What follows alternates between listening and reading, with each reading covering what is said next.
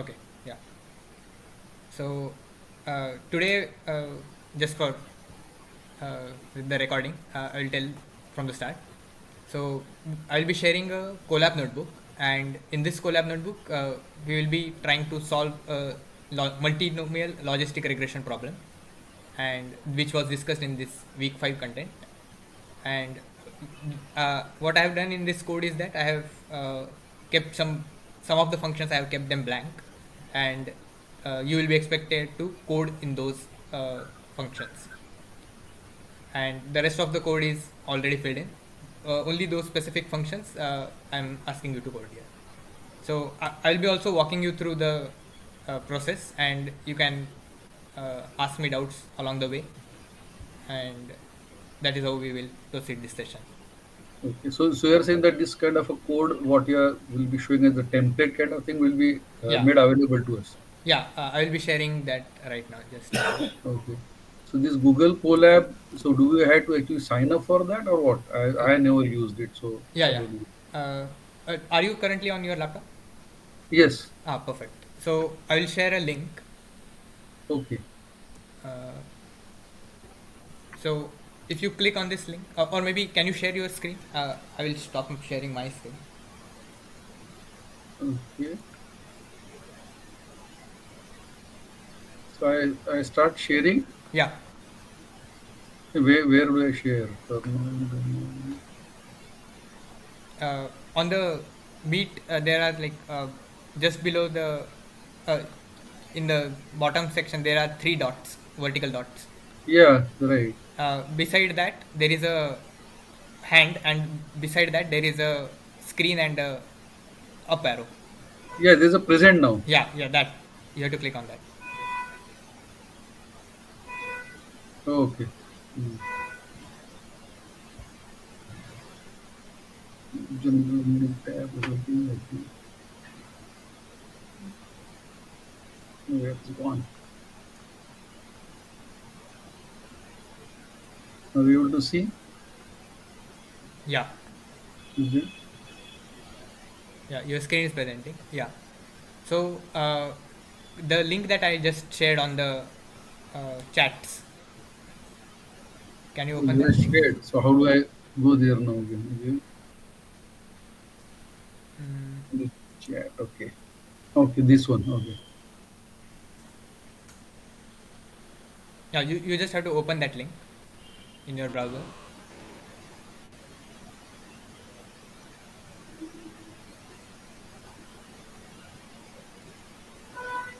Okay. This one, what you are saying? Okay. Uh, Maybe you didn't share your full screen. I think that's why we are only seeing the Google Chrome on your.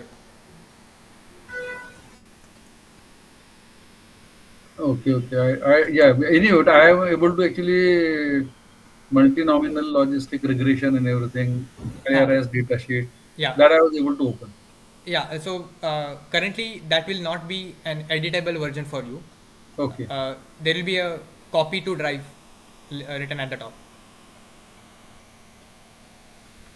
Is it there? Copy to drive. Yes. Yeah. So when you click that, Uh-huh. it will create a copy of that entire code in your drive, Google Drive, Okay. and then you can start coding and changing the code in this script. Okay. Okay. Sounds good. Okay. So uh, maybe you can stop sharing the screen. Yes. Yeah.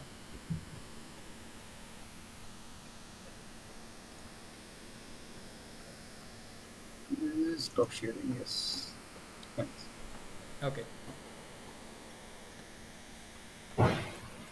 So anyone else wants to cover that?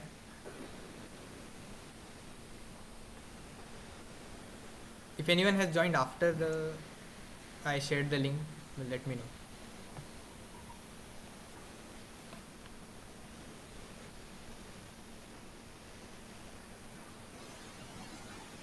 Everyone is able to access the link, right? At least I have access for sure. Yeah. Okay. So we keep copying this link so we can visit it later as well, right?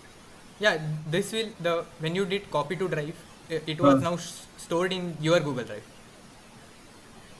so it is already stored. That's what you're saying. Yes, and later whenever you want to visit that code, it will be written as copy of multinomial logistic regression and .ipynb like that. Yes, let me go to, anyway, while you are just waiting for someone, let me go to Google. So you're saying that I go to Google Drive, Hmm. in my Google Drive, and see this. Yeah, copy of multi-dimensional logic Yeah, regression. yeah.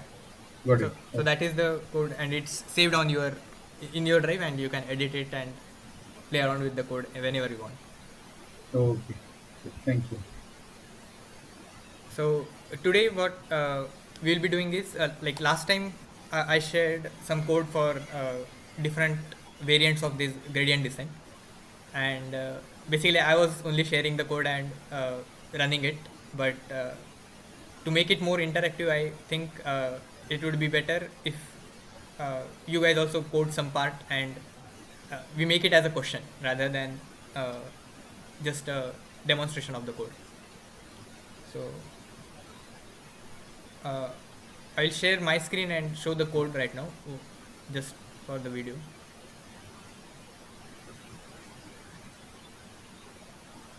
So is everyone able to access this thing?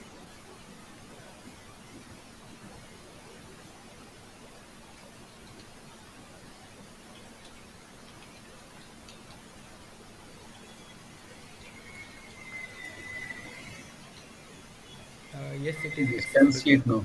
Yeah. Okay. So do make a at the top you. It's not showing on for me because it's already in my Google Drive. So at the top you will be able to see a copy to drive, and make sure you click on that and open the copy version. Okay, because you won't be able to edit this version, you will be able to edit the copy version.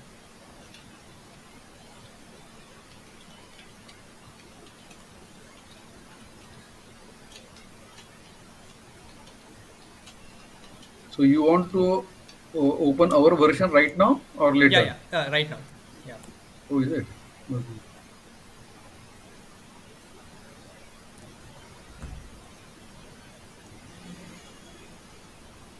I've shared the link again for new joinees.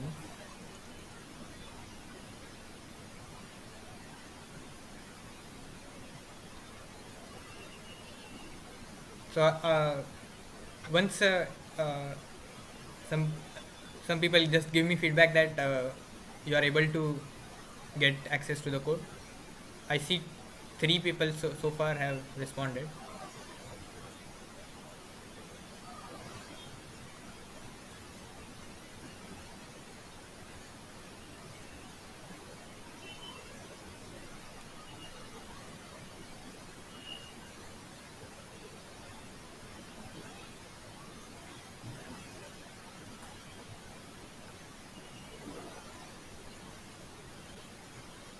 And others, if any of you are not actually on your laptop right now, don't worry. I mean, when I share the YouTube link of this video, I will also put this Colab notebook link in the description, and you can then rewatch this video and go along with it. For now, I will discuss the solution now as well, and uh, you can keep note of it.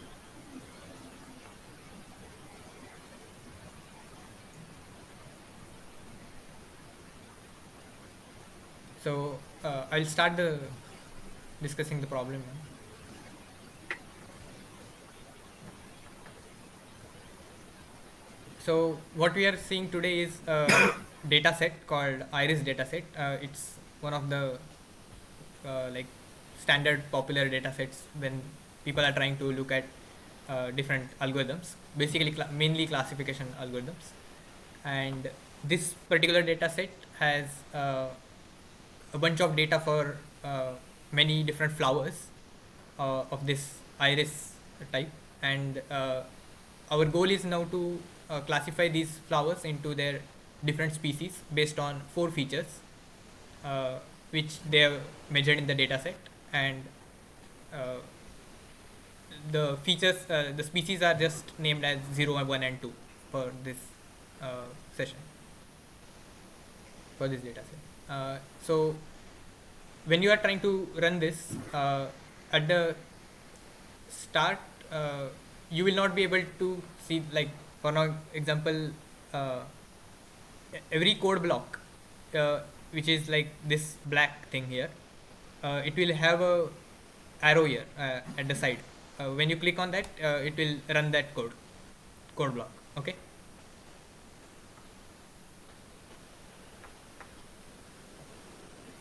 So maybe try to run the first code block, and once the code block has successfully run, there will be a small green tick on its left.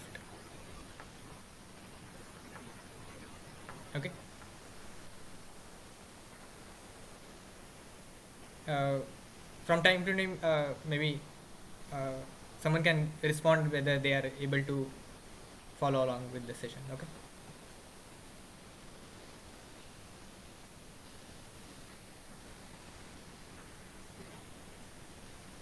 Okay. Feel free to unmute and yeah. Okay. Got green tick. Yes. So what we are seeing here is the data set being just loaded. So the data set is already present in this sklearn.datasets, and you don't have to download anything specifically. Uh, the data set is already present in the code, and uh, so this x is actually the vector of features. So if you want to see what the features are like, so if we just print it, I will print the, maybe first we'll look at the shape of the data set. So if you just type x dot shape, print x dot shape, and run that cell, so you will see here 150 comma 4. So what this means is that this data set has 150 data points of different flowers, and there are 4 features, which are these 4 features. And you need to note that the data points, the different flowers, they are along the columns, along the rows, and the features, individual features, are there along the columns. Okay. So 150 rows and 4 columns is the data size. And then if you try to see what is the y shape, that will be 150. So this is actually a 1D vector. So you will see that each of the columns, each of the flowers, they have been classified into one particular class. That's why for each flower there is one number. That's why there are 150 numbers here. And if you want to see what the data is like, so you can see, let's say, the first data. So in Python indexing, you will start from 0 instead of 1. So if you do print x of 0, you will see 4 numbers here: 5.1, 3.5, 1.4, and 0.2. So these 4 numbers actually correspond to the 4 numbers, 4 features. So for the first flower that in this data set, they have this sepal length, sepal width, petal length, and petal width of 5.1, 3.5, 1.4, 0.2 respectively. And if we look at the corresponding y, so which is the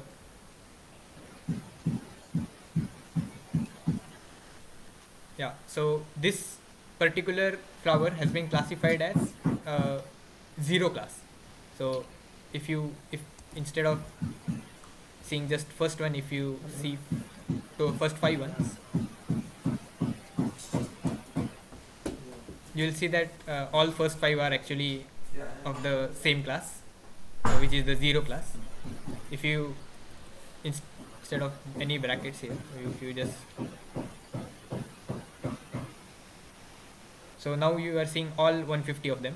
So it's seen that first 50 are actually zeros, next 50 are again one class, and the, after that there are all the two class uh, flowers.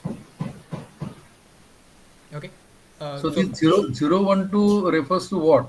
uh, Or it is just arbitrary right now? yeah, it's just arbitrary. So they actually belong to some specific species of this flower, but that, let's say, species one, they have labeled it as zero, because whatever is the name of that species, you can't tell computer that name. It won't Okay, understand. that's what I'm saying. So it is Yeah. a randomly it is chosen, but why it is decided only into the 0, 1, 2 and not 1, 2, 3, 4, 5, 6 or something? Yeah, There it could can have be been no. anything. It could have been anything. Uh, they have just Okay, arbitrarily chosen zero, 1, and 2. okay. And we will see now later actually that for this task of multinomial logistic regression, in this week's lecture also you must have seen there is something called one hot encoding, and we'll be using that, and basically based on that we will be working for the rest of the problem.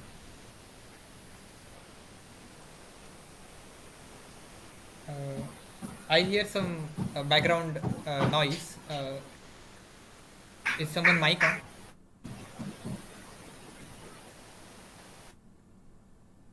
Yeah, yeah. Now it's better. Yeah. So uh, we are printing this y, and there we are seeing that there are 0, 1, and 2 features. uh, 0, 1, and 2 class. So now we will do the one hot encoding of these classes. So you saw this in the week's lectures. So since we have three classes, so maybe I will first show how this one hot encoding looks like.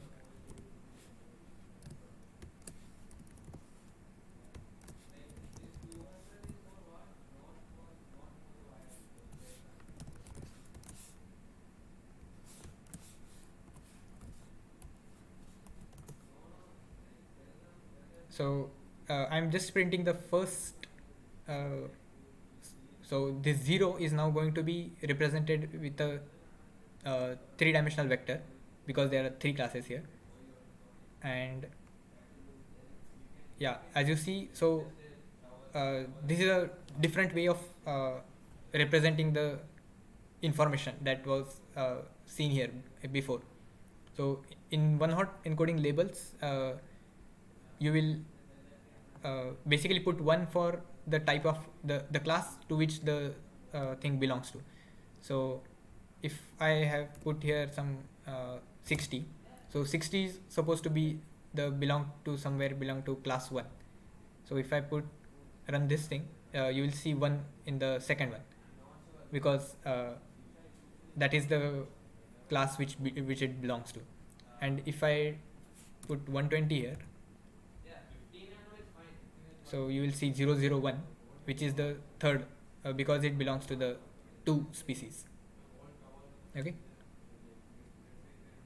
So so far so But good. for 0, just print it again. So at the 0th location, it should have been 1, right? Yeah, for 0 it will show 100. Oh, okay, okay, got it. Yeah, okay. Yeah. And you can check for any arbitrary number here, or maybe you can check for all of them at once. So you will see that starting out of them have 100, then middle ones will have 010, and then last ones will have 001. Okay. So now this is a standard procedure that we often do with data sets. So we will split the total data set into training and testing. And so here we have decided to keep about 20% of the data set for testing, and the rest of it will be for training. So I have sent in this X, which is the data which we saw in the first cell, and the one hot labels, which are the now the output that we are trying to map to, it's these one hot labels, not the 0, 1, and 2. Okay, and then we have these so we are just telling the code that we want 20% of the data set to be used for testing, and the rest of it should be for training. And if we run this cell, you will see this thing. Maybe I will just for printing, we will see shape of this X train, and that should be about 120.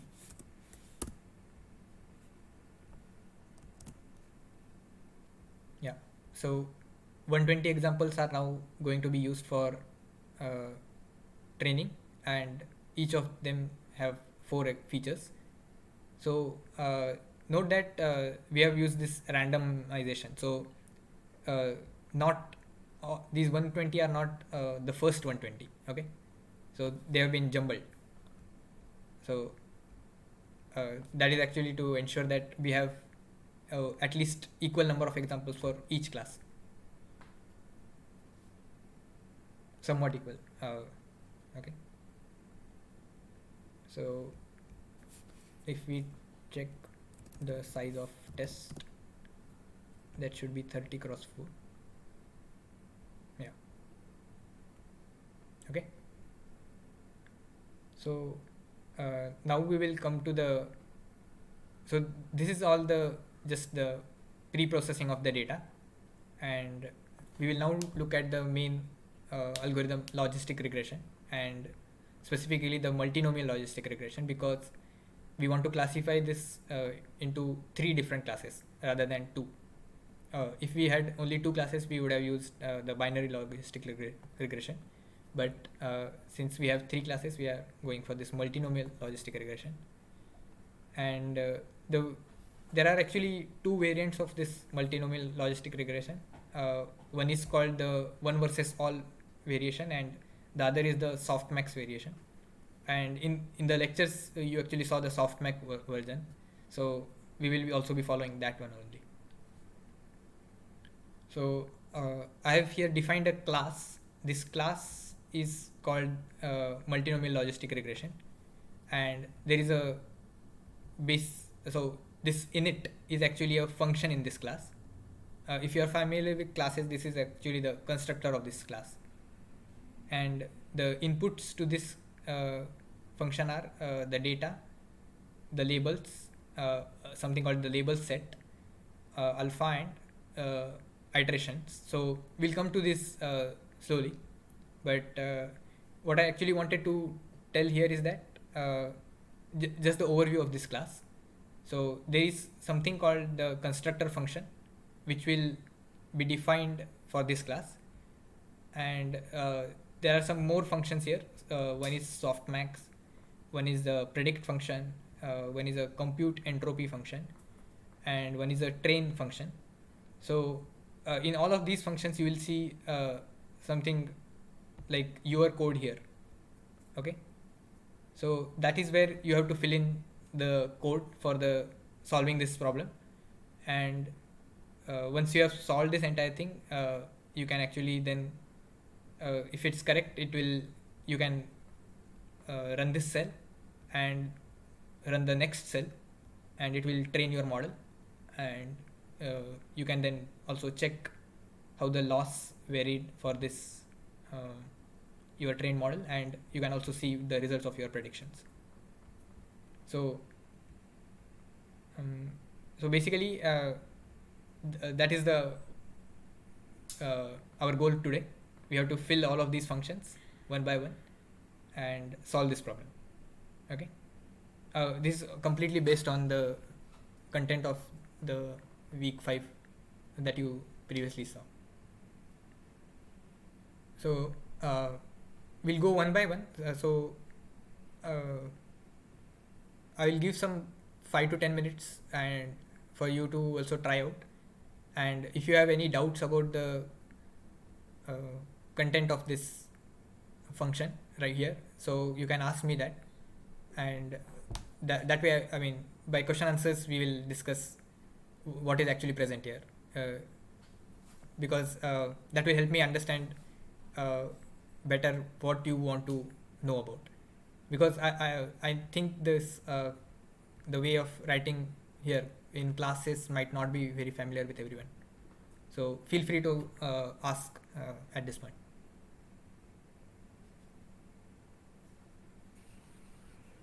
Yeah, at least the functions what you have written, like softmax, predict, Mm-hmm. what they do, and actually really confusing what our code is to be there. Okay, Okay. so that's really something which is scratching. Okay. So the softmax is actually a function that you are supposed to write here. This is exactly what you studied in the week 5 content. So you must have studied the softmax activation function, right? Okay, so for that we have to write a code here. Yes, exactly. So I've given here that the argument for this function. So for now, for each of these functions, you will see this self. Ignore that self for now. If there is anything apart from this self in the code, that will be the input for this function. Okay. So you have to use this y and return out the softmax values. Okay. And if needed, I will switch to the tablet and write the equations also. And depending on that, when discussing answers to each of the questions, I will switch to tablet. That will be better, I think. So basically, so Not being very familiar to the code Mhm. offhand, to be very honest. So I don't know like how can I. But anyway, we can give a try. Yeah, yeah. Don't worry. I mean, once the session is complete, I will share the filled code also, Mhm. so you can take a look at that later also. Okay. So uh, for now, this softmax function is our goal. So we have to the input for this function is a y vector, which is our prediction vector, and the size of this vector is going to be uh, given by this thing.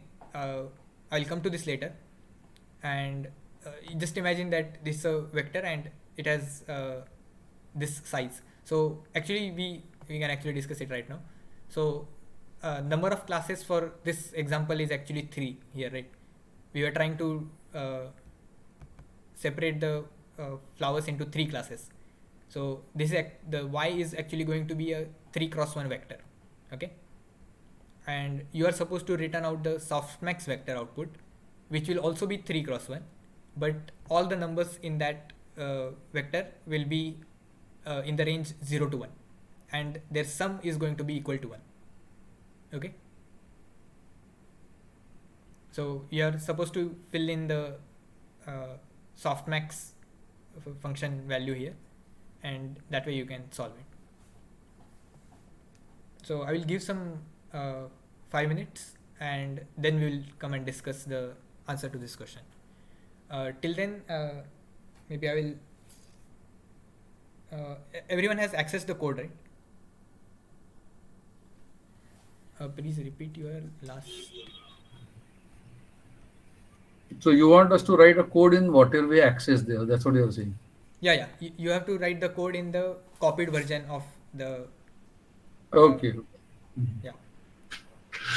So someone is asking, please repeat your last statement, Miss about softmax. Okay, huh. So the softmax function that you studied in the week 5 content, you are supposed to fill it in this part here, where it is written over here. Your code here. That part you have to fill in with the softmax function. The input for this function is the prediction vector y, which is a 3 cross 1 vector because we are trying to predict among 3 classes. So its size is number of classes as I have written here. So it's a 3 cross 1 vector, and the output that you are supposed to return from this function is also a 3 cross 1 vector.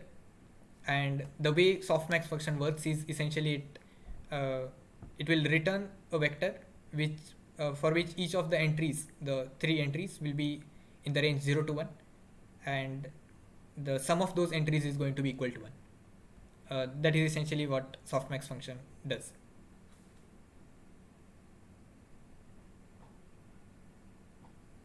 Is that clear?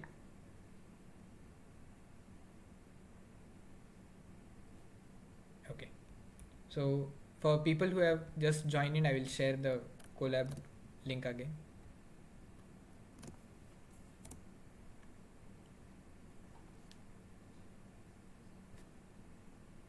So this will not be an editable link for you guys. So once you click on the link at the top, you will see copy to drive. You have to click on that, and then a copy version of this code will be uh, added to your drive, and it will actually directly go open a new tab also. So uh, you have to edit the copied version. You can't edit the original version here. Okay, for the new joinees.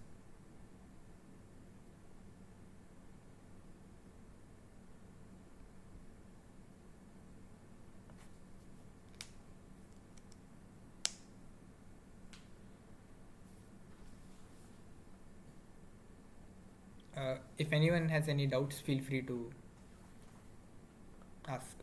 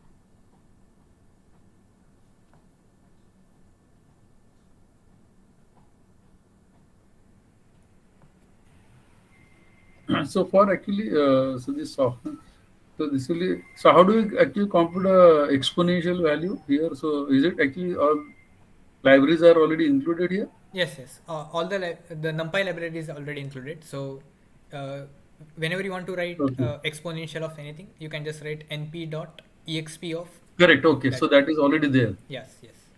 Okay.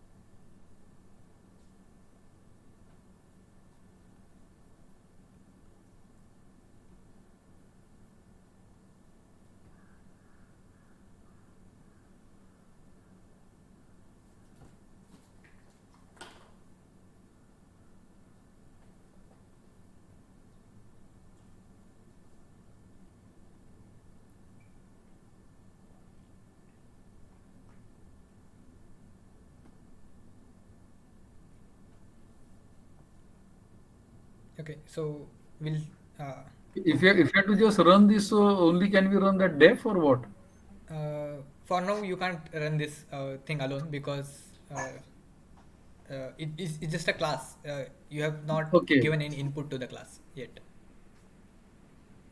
So for now you just have to fill in the code and you'll see the entire results at the end only.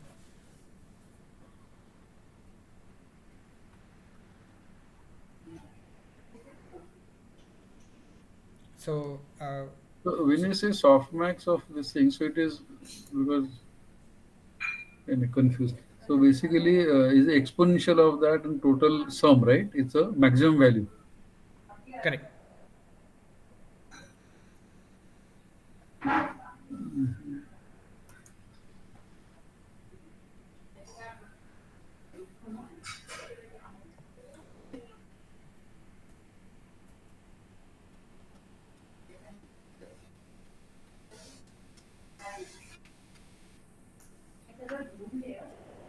So for every element we have to compute, or Actually, the when you do np.exp of anything, no? so the way NumPy actually works is if you have given a vector input, it will Huh. compute each of the terms exponential one by one. Oh, is it? Yeah. Okay. Good. So I don't have to write a regression loop again in the internal to that, Yes. Yes. You don't have to not to write. the length of it. Okay. Yes. Yes. In fact, even for subtracting element-wise numbers, you don't have to write it in a loop.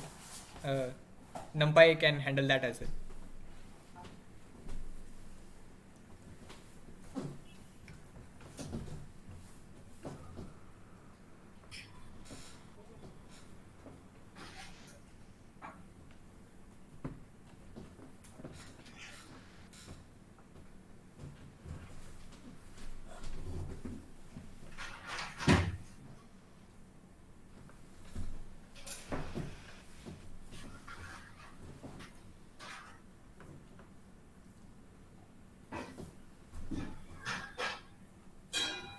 So if I say just numpy, that num.exp and the x or what the input as whatever the input is there, so it will compute all the exponential value and sum it also. Yes.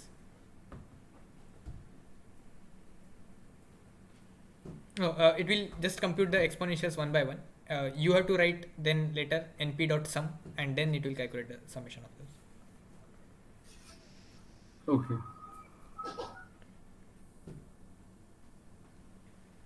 So has anyone finished it? We are just defining softmax in this code here. Yeah, we are Mhm. just defining softmax for now, and we will one by one define each of these functions, and then we will run the code. Okay. At least scribbled something, but you show we'll try to see. Okay, okay, no problem. So, uh, uh, everyone is familiar with the softmax function. Can I directly put the code in, or should I switch to the tablet and write the expression and so on? No, I think write the expression first. Okay, So okay, that sure. could have been itself is wrong. Okay, okay. So I'll share the screen.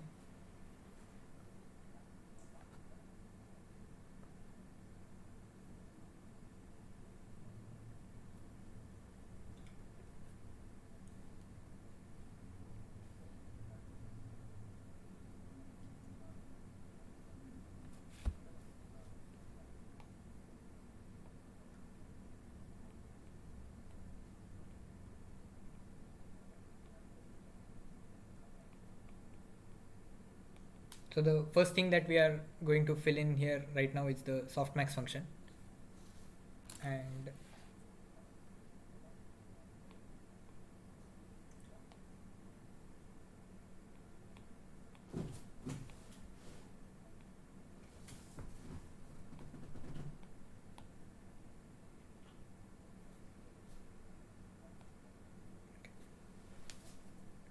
so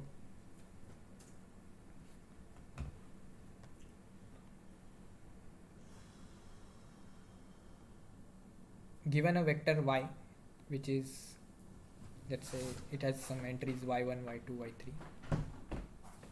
In our case, it's a three-dimensional vector, so we have these y1, y2, y3. Nitin, hi, hi, hello Nitin. Hi, Vallabh. Yeah, How are you? yeah, I'm fine. Yeah, Yeah. So I just joined for a few couple of sorry for disturbance. yeah, no If problem. any of you have administrative related query or assignment related query, can you please ask me right now? So if you have any doubt regarding paper or final paper or any question you have doubt, so you can ask me now if you are not able to get the answer from the forum.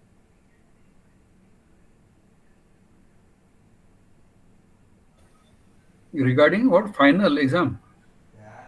Yeah, any question you have, you can ask me. I can answer. I'm head tier for this course. So I join usually for 5-10 minutes.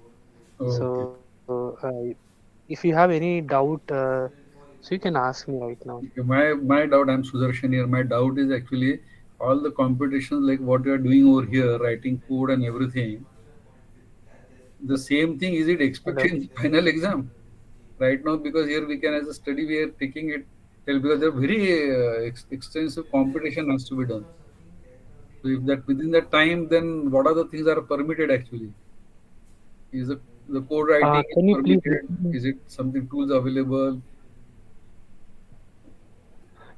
repeat your question? I said right I now was when not. we do Yeah, assignments in order to solve all the assignments, we need to do a lot of competitions. Okay. correct. And so in the final exam, if you have to do the competition, I don't think so. At least for me, I won't be able to solve five questions also. So I don't know like whether it is the So same thing or so you write actually programs or what is expected in the final one also. so basically, Will we get actually the uh, code writing tools and everything together? yeah. So basically, we will try to eliminate all the question who will take more than the average time in the assignment in the final term that we usually do. In assignment, we do a lot of experiment because we want to give some kind of flavor, some kind of little bit rigorous flavor you can get, and you hopefully you enjoy the course. And final term will not be that much. Even we will take care of the length of the solution also. So I Okay. mean, if something is, we cannot ask you 5 iterations, 6 iterations. We will ask you very simple question, just a theory also, and as well as little bit practical numerical side. But we won't ask that much critical question, all right? Okay. So we'll Yeah. take care of that. Okay. Yeah. And because Yeah, of thank you. sometimes you have to remember all the formulas and everything. So it's because it's learning is one thing, and that's the reason I ask. It looks like she left. No problem.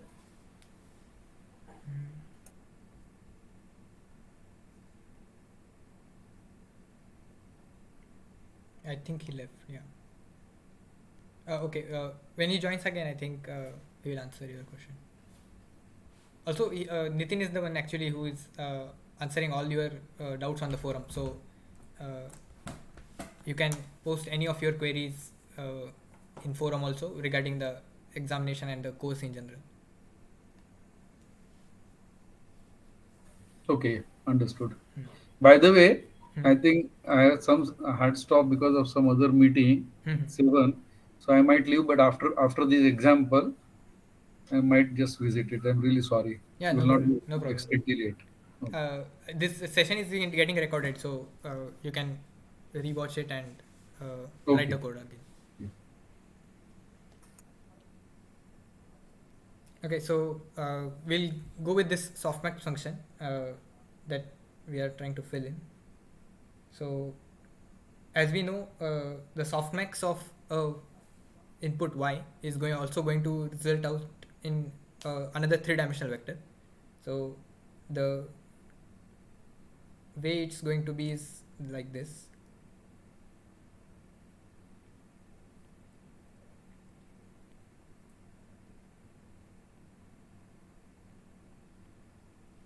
where the d is actually the summation of individual components of e power yi. So it will actually become e power y1 plus e power y2 plus e power y3.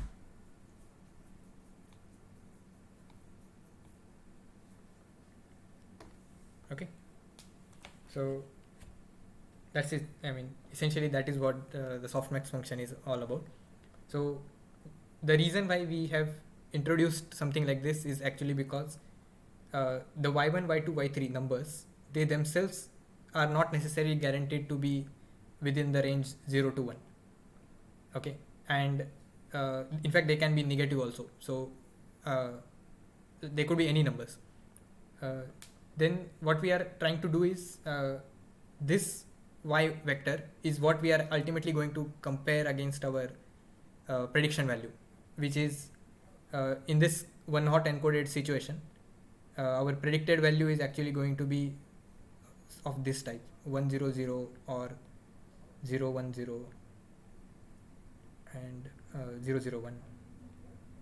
So if we want to compare it against something like this, uh, our y, the prediction that we want from this, we want it to be having three numbers which are within range 0 to 1, and we want some notion like the first number should tell us the probability of that particular example belonging to class 1, the second number being probability of it belonging to class 2, the third number being probability of it belonging to class 3, and so on. So that is the main reason why we have used this softmax function. And the way it's structured, it's actually makes sure that if you sum all of them, you will end up getting the sum of them equal to 1. Okay, so I hope this part is clear.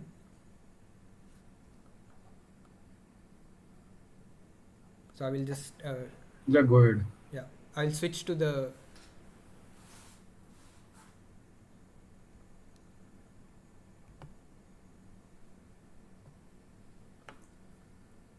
yeah code presentation. So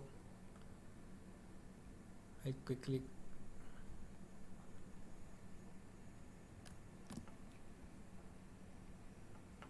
so these are actually the answers that will be I will later share the other code so for the answer reference of the answers.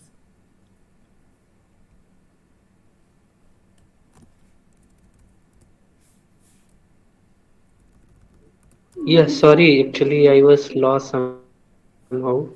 So I came Hello back Nitin. now. Can you hear me, please? Yeah, we can hear you. Hi, Dur.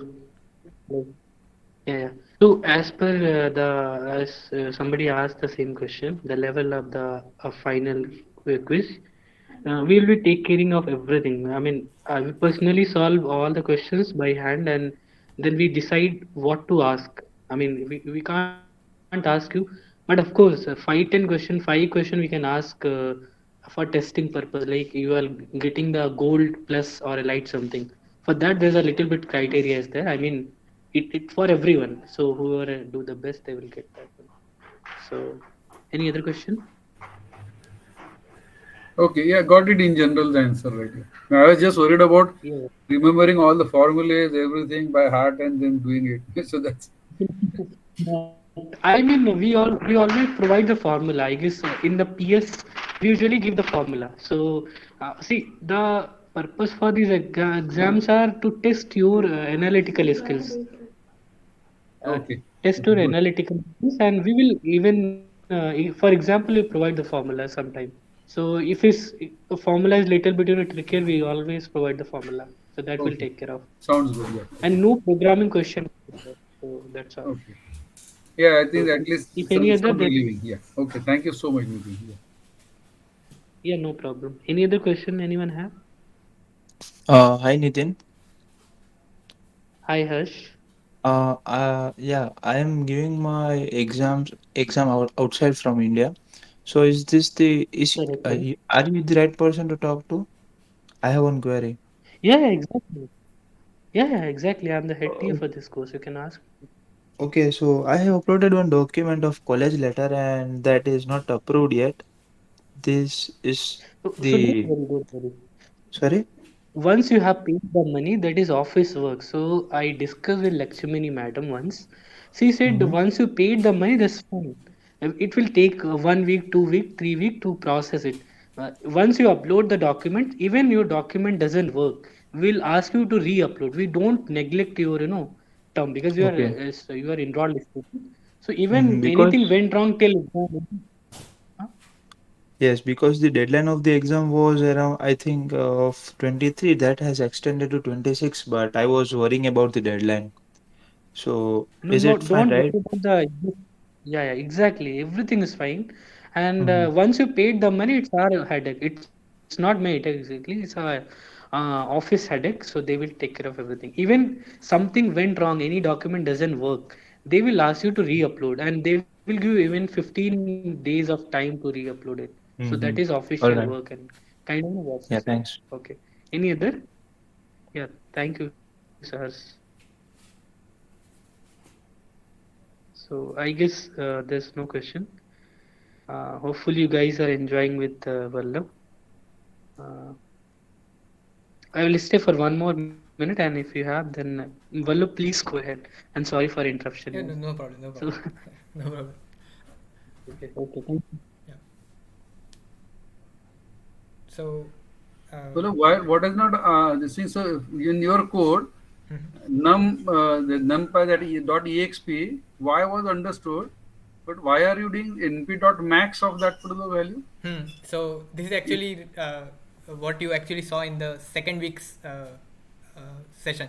So, sir explained that to ensure numerical stability, we subtract this maximum value, and so since effectively it doesn't change anything for the function itself.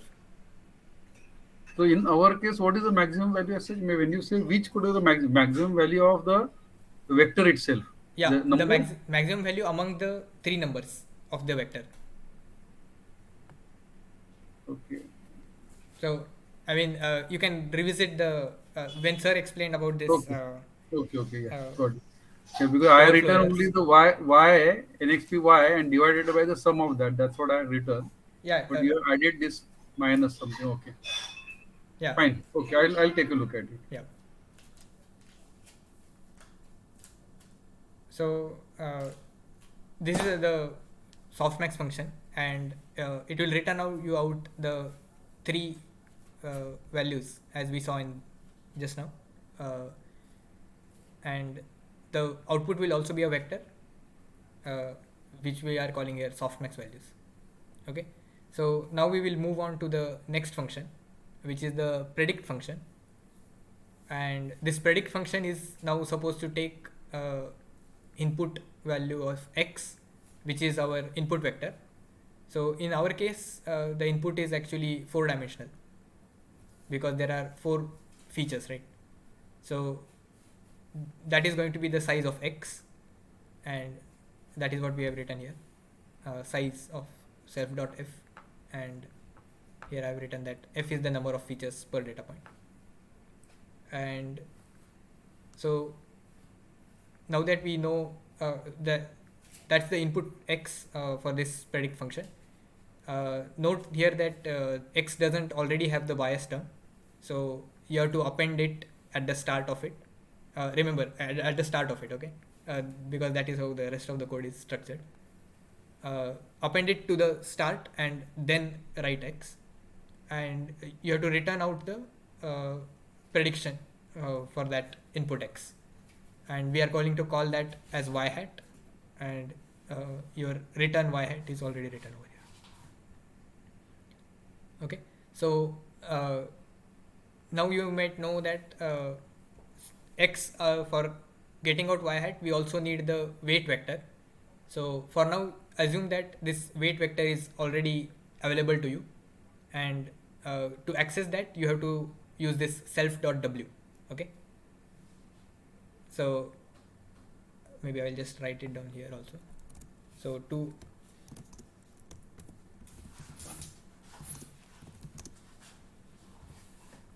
in fact in this case it's actually going to be a weight matrix, and while discussing the solution I think I will cover that part also.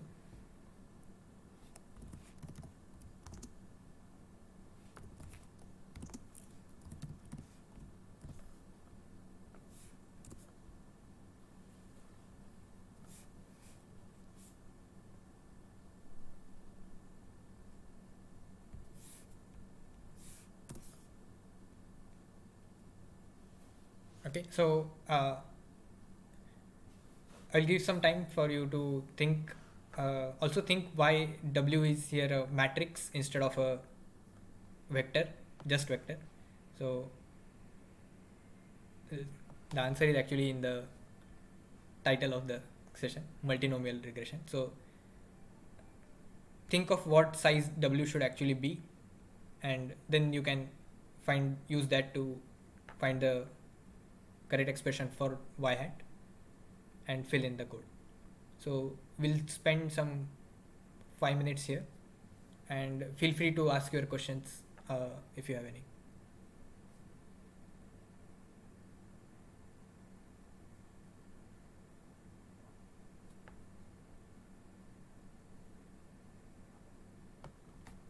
What is the significance of is it? Oh, actually, it's not needed. Uh, since this y is only a single dimensional vector, it doesn't matter. But if it was uh, uh, axis 0 is just to ensure that you take the mean along the particular axis. It's not necessarily needed. So basically, so we'll have to use softmax also. Yes. So the input vector and the weights, we'll have to first compute their product Yes. and then use softmax, give that one for the softmax. Correct. Yes, I will share the Colab link again. Just a minute.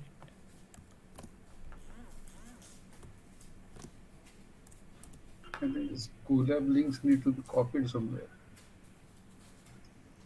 Now, what are the modifications you have done? Mm-hmm. Will you be able to see it again because I have created a copy? Yes. So how that copy will get automatically updated? The copy is the version that is already present in your drive, and it is always getting saved. So at the top you will be seeing here that beside help it says all changes saved. So a similar thing will be seen in your Okay, so drive, whatever changes you are making, so we'll see it there in mine automatically. not in yours. So Right if now so, in the okay, so copy version, if I have to get that your changes, how do I get it? Again, uh, click the link. yeah, you can actually click on the link again and you can see that version. But for now you don't need to. I mean, Okay, you can just copy along the code that I am writing here, and uh, you sounds can good. Yeah. yeah. I mean, later I will share the fully filled version also. So Okay.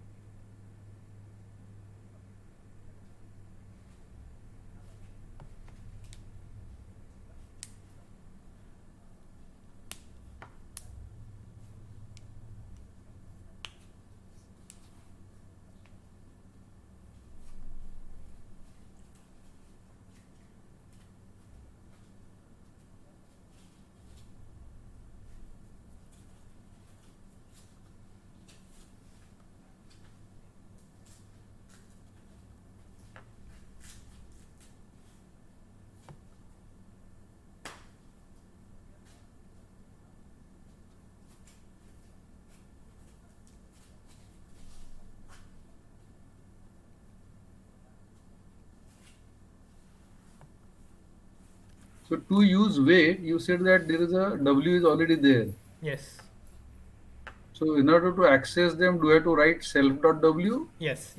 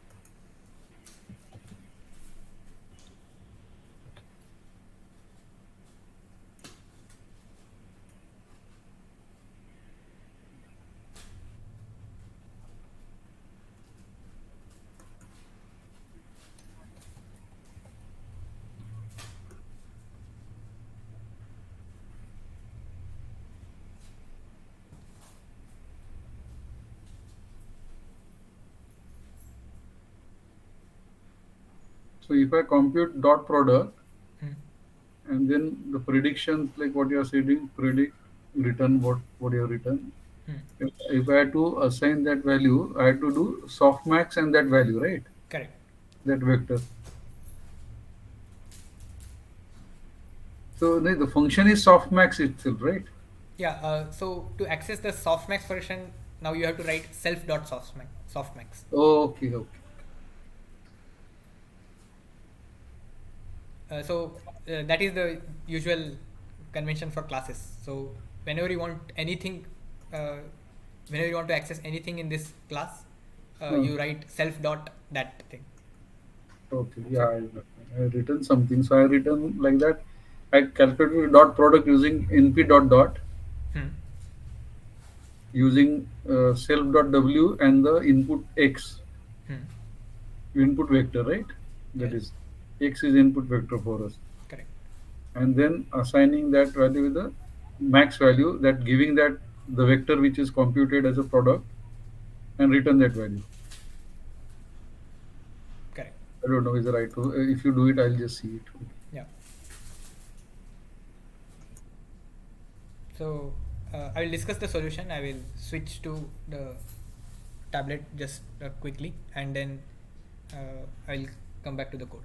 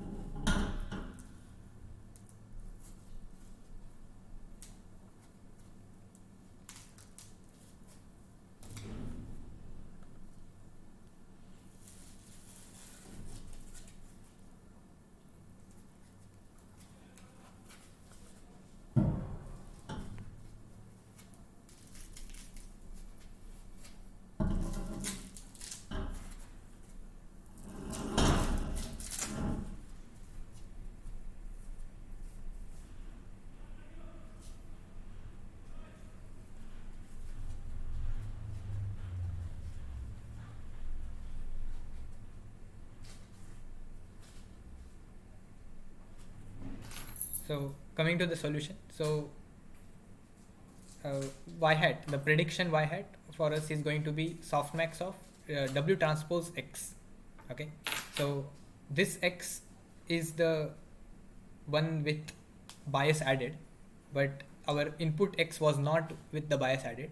So we first have to append one at the top, add that to make this x with the bias added, and then write that over here, and then you have to multiply it with the w transpose. So just to explain why w transpose here is a vector, is a matrix here, I will go through the theory of this thing.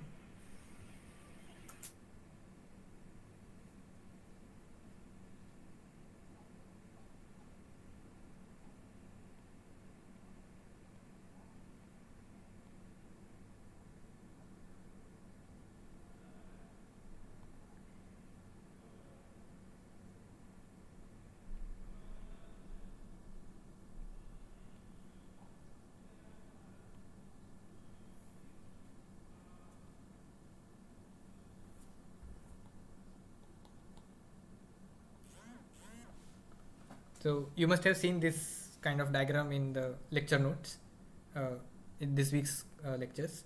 So x1, x2, x3, and x4 are our features, and y1. So the output vector y hat, that has three components which are going to be compared to the y vector.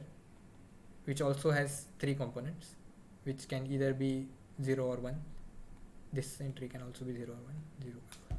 Okay, so one of them will be the present over here, and the output of your logistic regression is also going to be the y hat vector, which is also going to have 3 numbers, and I'm calling the first of those 3 numbers as y1 hat, second as y2 hat, third as y3 hat.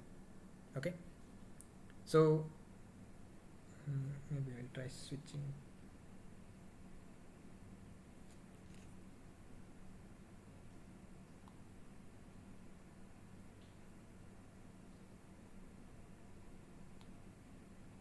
So the weight vector, that the weight of that will ultimately end up going to y1 is going to be something like this. Okay, and each of the lines on the red, which are drawn in red here, they will be of this form that you can write y something comma 1. Now this something can be 0, 1, 2, 3 and 4. So 0 corresponds to the bias term, 1 corresponds to the first feature, 2 corresponds to the second, 3 to third, 4 to fourth. So here 5 lines are there, 5 weights are there. So they are just W01, W02, 03,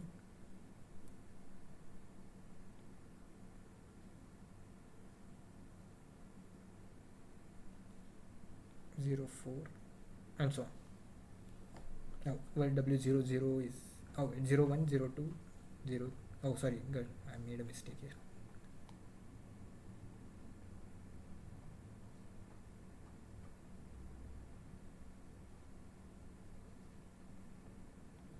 It's W01, W11, W21, 31, 4. So that is all these red lines weights, and there will be similarly weightage for these second element of y hat, which will be another 5 numbers for each of the lines weights. They will be of this form, w something 2, and that something will again be 0, 1, 2, 3, 4, and the same logic holds here. So you will have 5 different numbers for W02, 1, 2, 2, 2, 3, 2 and 4, 2. And similarly you will have for the third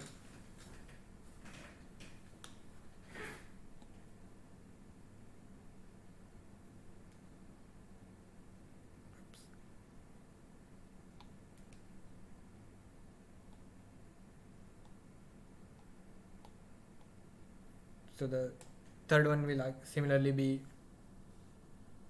W underscore something comma 3, and that something can be 0, 1, 2, 3, 4. Okay, so all of these W that you are seeing, these 5, and another 5 that will come here, they will form your W matrix. Okay, and now we know that for y1 hat we have to write an expression of this form. So everything that is having 1 at the second part is going to be for y1 hat. So W01, and it comes with the bias 1. Then you have W11, which comes with x1, plus W21, which comes with x2, 31, x3,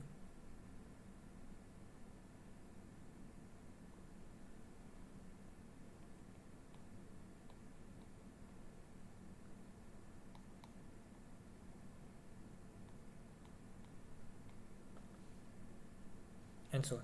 So similarly, you have y2 hat and y3 hat. Okay. Now, if you want to write this, so this is not actually directly y. You are actually going to do softmax of this. Okay. So the just the W transpose X part. So this entire thing that is going in the softmax function, we can write that in a matrix vector multiplication form, such that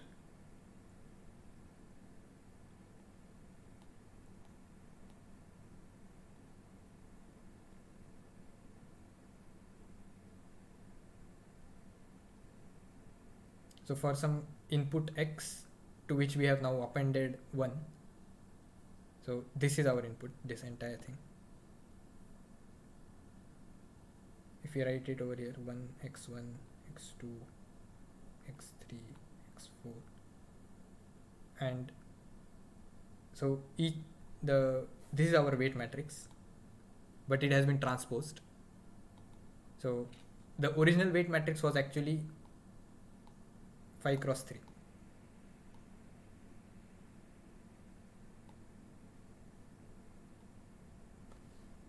Okay. And once you have done transpose, it will be 3 cross 5.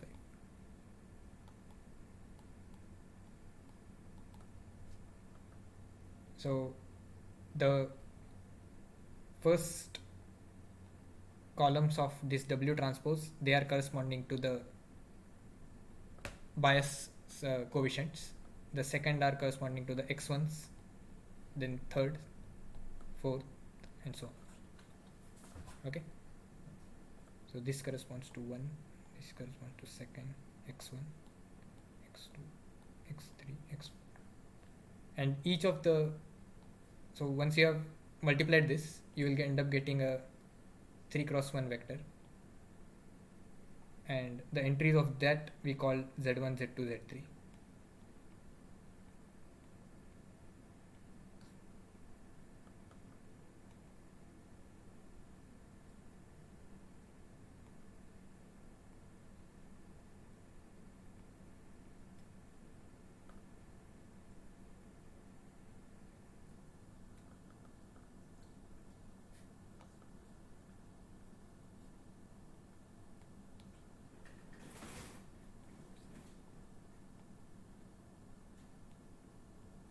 Okay, and this, once you apply softmax to it,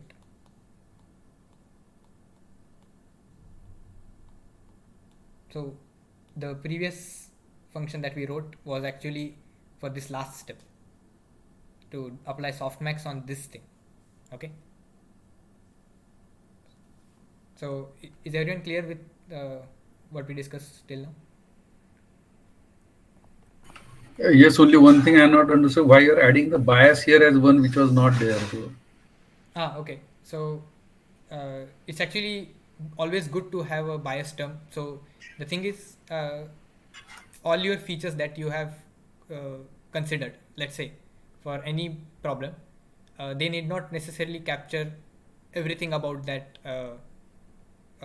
predictor that you want to predict. So there might be some unknown part that you might not have considered in the modeling of the problem, or considering what features will contribute to it. So it's always a good idea to also include a bias term, which will essentially encode everything that we have not considered. And what we are essentially trying to do is we'll put all of that as a constant. So since we can't differentiate amongst different features for that part, and we don't in fact know what it should be, so we have decided to put it as a constant term, and that we are calling the bias. okay, so it can be 1. So it can be 0.5, it can be 0.8. If it's not given, it's 1. That's what you're saying. In the input vector, you will set it as 1, and it will get multiplied with some number here. Okay, So got it. those numbers are what you train. When you train, those numbers will get adjusted. Okay, so basically starting point is always 1. Starting point, the bias is always 1. 1. Okay, got it. Yeah. So in the input vector you will set it as 1, but in the weight matrix it will get It will get adjusted. And adjusted. Yeah, yeah, it will get adjusted. Yeah. Okay. I might just leave from here and I'll just see it later. Thank you so yeah, much. sure, sure. So is everyone clear till this point? Do I need to repeat any part?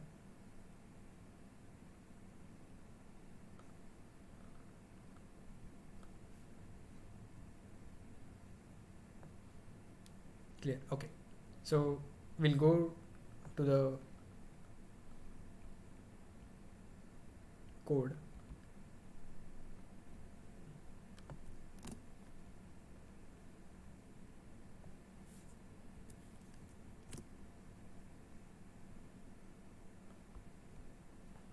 Oh, I'm not sharing the code screen.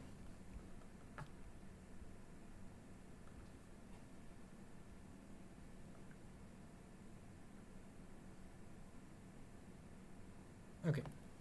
So yeah, I've added the code for the predict function also. So as you can see here, we have added that one for the bias and reshaped. So this reshape is actually to ensure that it's a column vector. And the dot product in syntaxing, you can also write it using this at symbol. So uh, if you have used np dot dot, that is also okay. And we have done w transpose dot x basically, and then y hat is being computed as softmax of y. Okay, so I hope this is clear.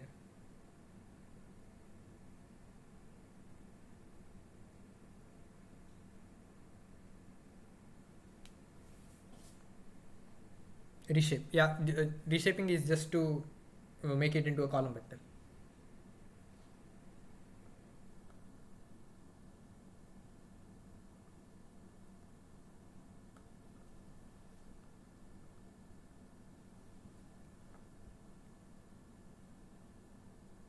Okay, so far everything is clear. We'll move on to the next function. So the now goal is to compute this entropy loss.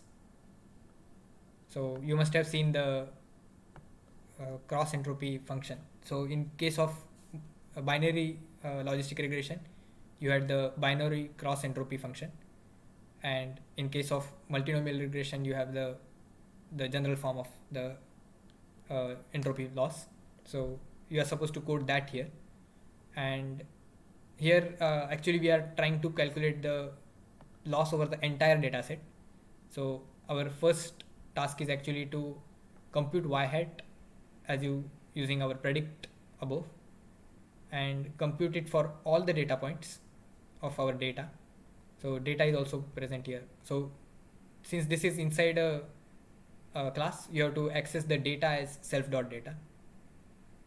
Maybe I'll include that here.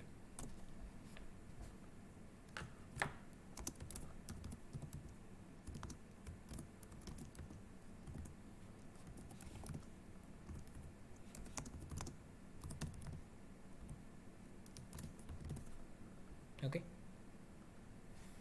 and you are basically expected to calculate the y hat for all the data points. That's why the shape of y hat is actually kept the same as the labels. So, and once you have calculated the y hat for all the data points, you have to compute the cross entropy loss.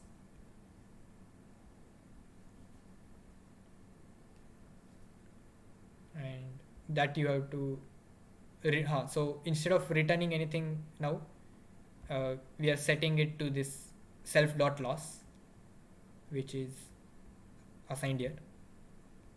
So we are not going to return anything from this function. We are just going to, our final statement in fact will be something like self dot loss is equal to the total loss.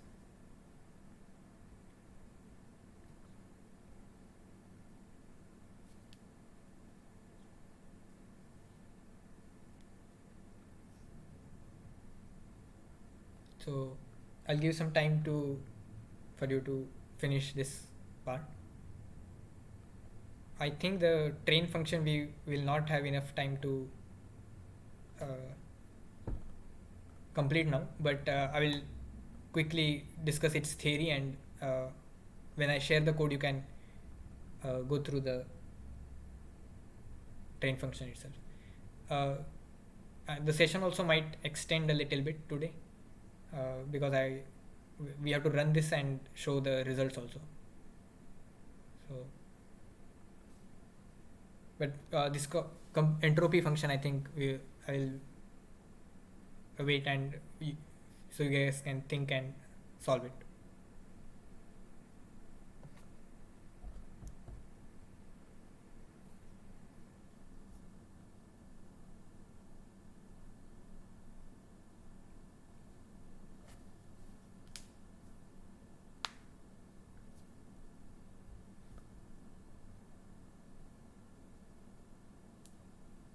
If anyone has any doubts at this point, feel free to ask.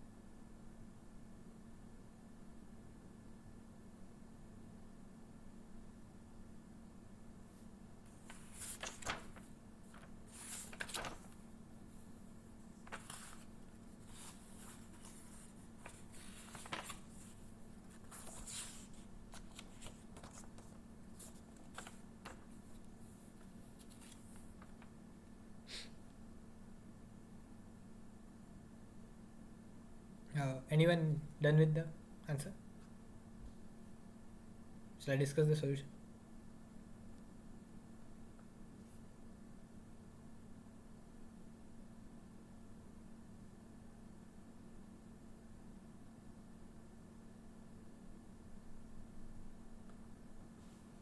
Okay, I'll discuss the solution then.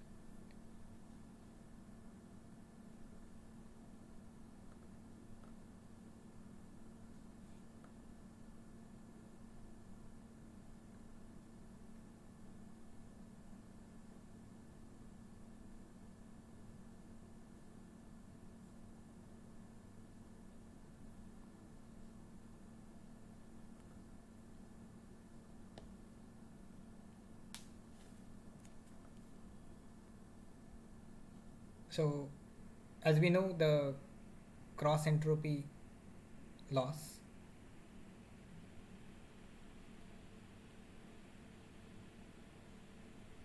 So in case of multinomial regression, our cost entropy loss function has been defined as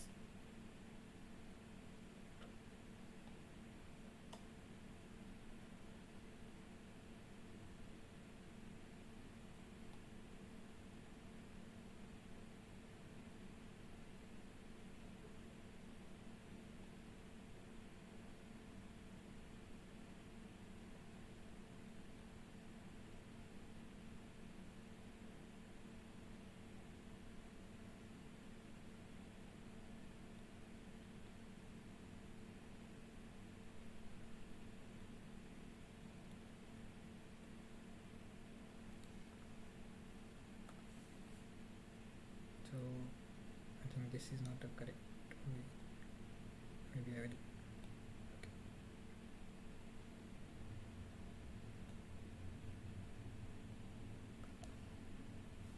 So the cost entropy loss function for our multinomial case is defined like this. So in the binary case, you must have seen this as minus of y1 into ln of y1 plus 1 minus y1 into ln of, so this was y1 hat.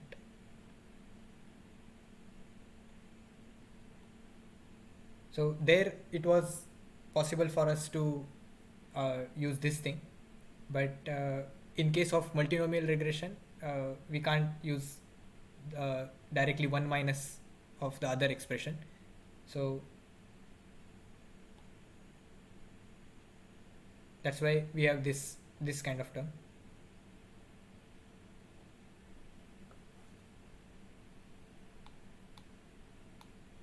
Okay.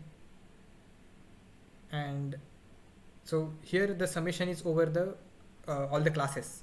So k is going from 1 to 3. So in our case it will go up till 3 only, because we have only 3 terms, 3 classes, and this is the loss for just one of the data points. Okay, so I should not keep the index of this thing. Okay, this is the loss of the nth data point. You will use the corresponding so for, let's say, for nth data point, the correct prediction was 0 1 0, then you will have y1 y2 y3. So in that case, y1 will be 0, y2 will be 1, y3 will be 0, and you will substitute that in the loss function here. So when doing summation, I will directly write the j value.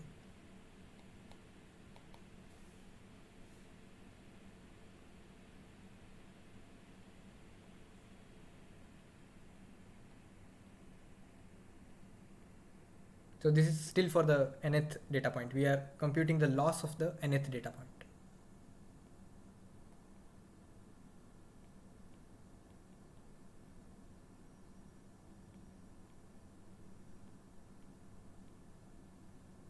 Okay, and in this case, for, let's say, for a particular data point, this was the original output 0 1 0. Then y1 here will be 0, y2 will be 1, y3 will be 0, and you will ultimately end up having only minus of y2 into ln of y2 hat.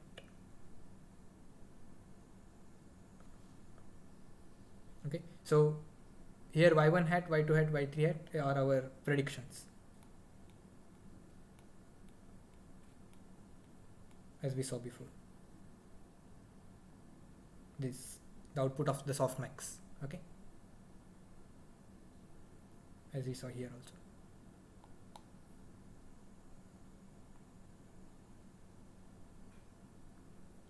So I hope this is clear.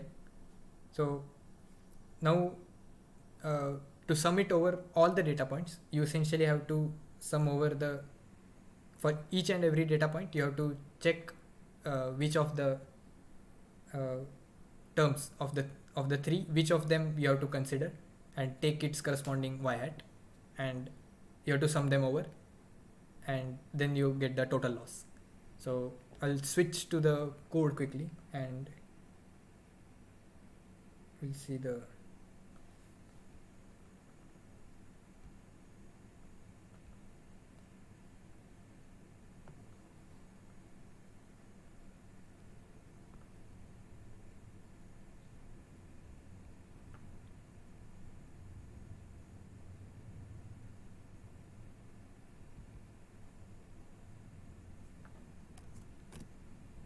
so before we can compute the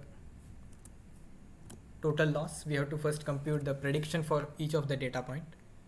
So here the data is, as we saw in the start, the data is actually uh, 150 cross 4, or once we have done the train test split, it was 120 cross 4. So that is the data that has gone inside this code here.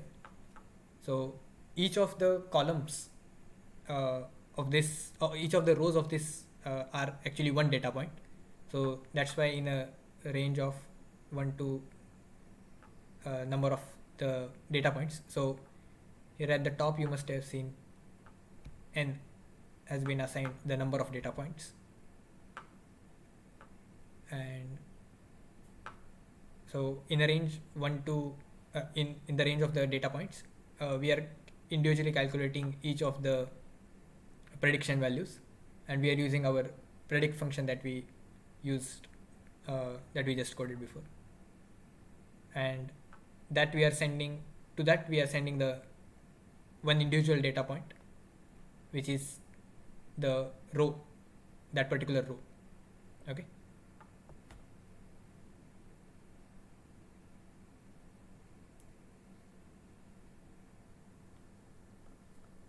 And after doing all of that, we are flattening it.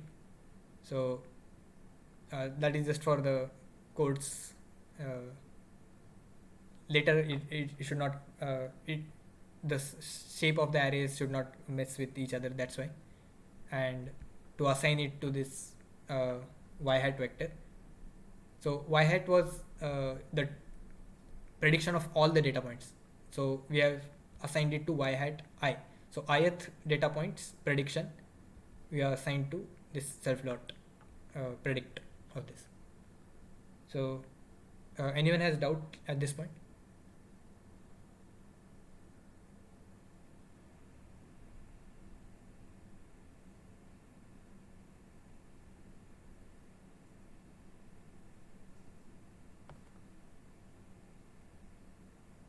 Flatten means it's just a way of writing in Python. So when we have a column vector or any row vector or 1D vector basically, so the Python will either write it as let's say it has 3 dimensions.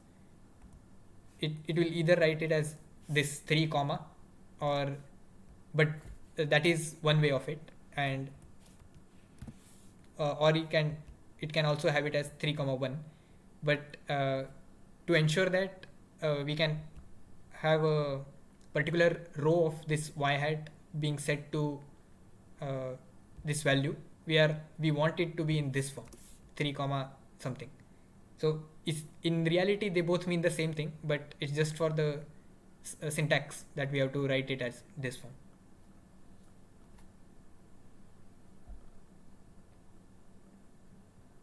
I had doubt in week 5 assignment question 4. I coded in MATLAB. For now, I think we will discuss this questions. Maybe you can send me a mail later, and I can take a look later.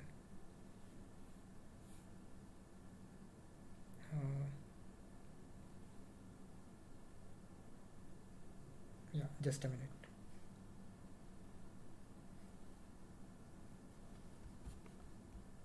I'll share my mail ID.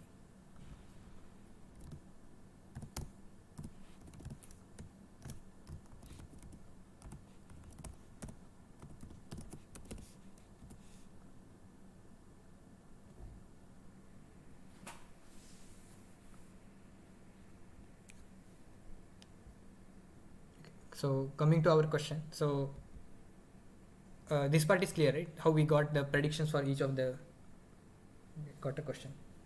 Uh, yes, please. In fact, better to win. Yeah. Yeah. So just sorry to interrupt.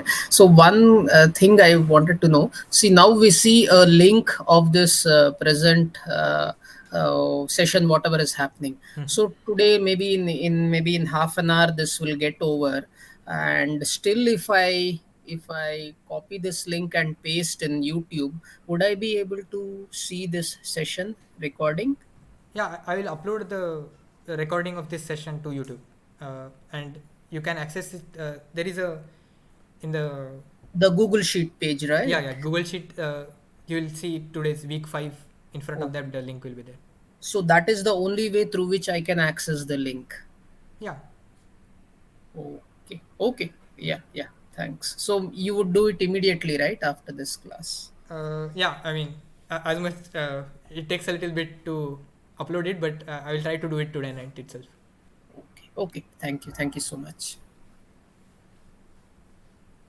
So far, I hope everyone is clear with this calculation of the predicted y hat values. And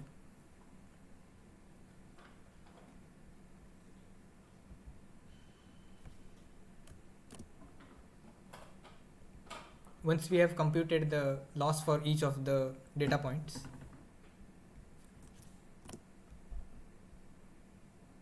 we can then calculate the total loss. So once we have computed the predicted value for each of the data points, we can compute the total loss using this form. So what we are doing here is, so each of the every time for any data point, wherever the 1 is there, that is going to be the maximum value in the y vector, right? So if it is 0 1 0, 1 is still going to be the maximum value, and np.argmax will essentially tell me at what index that maximum value is present. So we are using that to find the index basically. So for ith data point, which is uh, here in the index, so for ith data point, we'll take its label, which is going to be a vector of the form 010 or 100 or 001. Then we'll calculate this np.argmax, and that will give us at what index that 1 is present, and then we'll calculate the loss of that thing. So since we know the index, we have to get the corresponding index from our y hat also. So you must be seeing here I comma j. So I is for the ith data point, j is for the index in that data point that you want to access, and we are doing minus of yi into log of y hat I, as we saw in the notes just a while ago, and then we are adding it over all the data points. That's why we are doing this self dot loss plus equal to n. Okay, so I hope this part was clear.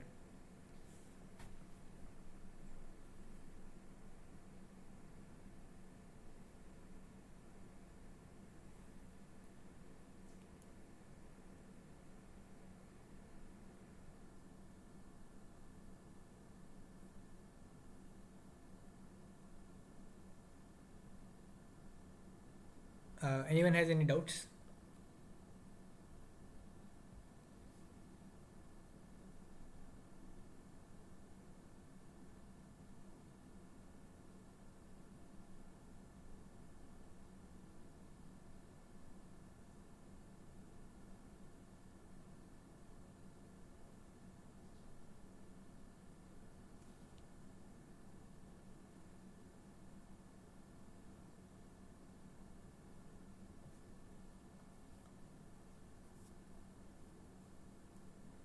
There is a question here.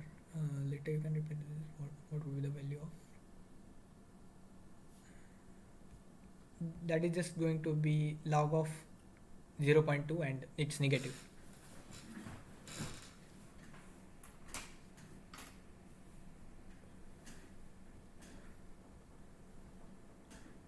So any doubts at this point?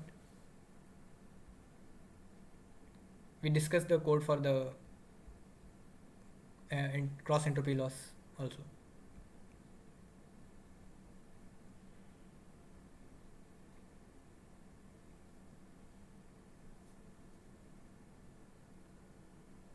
Okay, so we'll now, since we don't have much time to discuss the or wait for you to solve the train function, so what we will do is I'll just put in the code here for the train function.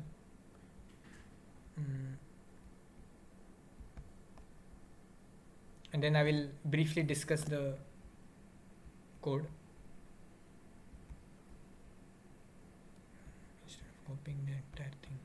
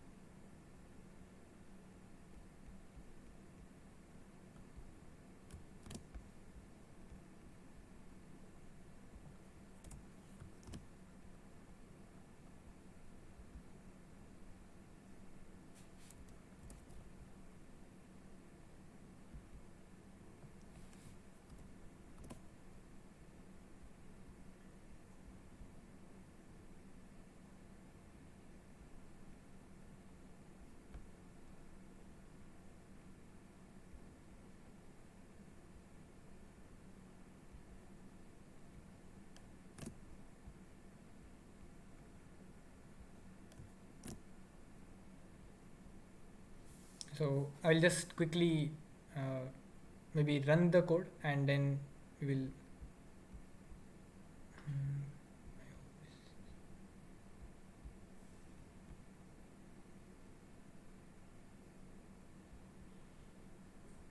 so we will first look at the results and then we'll discuss the train function.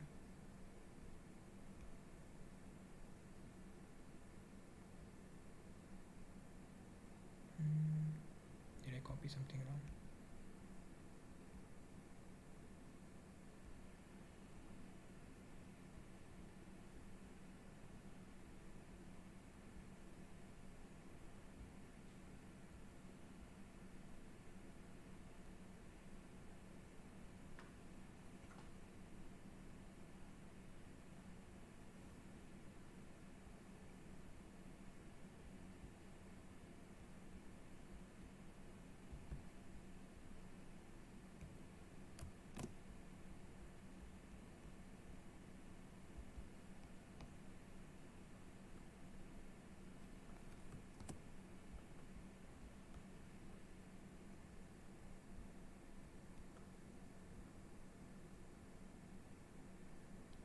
Okay.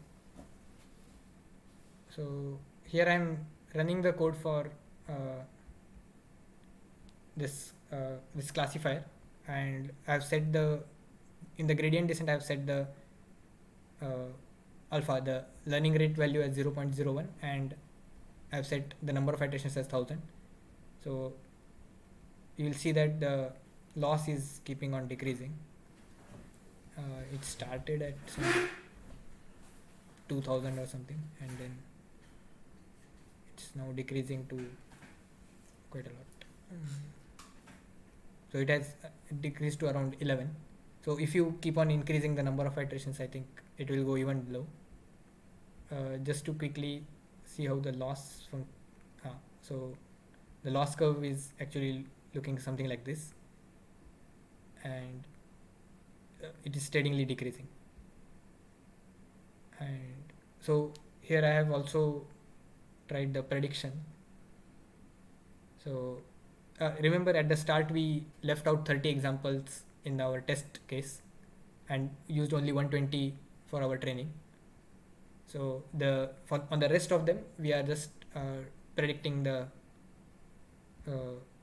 what our model is going to tell, and so the total was 30 and the correct predictions are also 30. So you can go through this part of the code later, but I will first focus on the train function for now.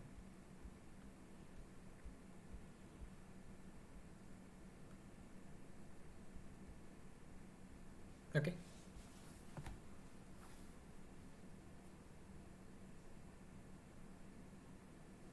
So coming to the train function.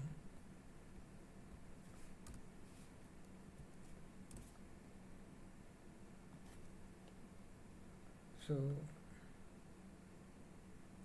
I'll first discuss the theory of this and then maybe we can revisit the code.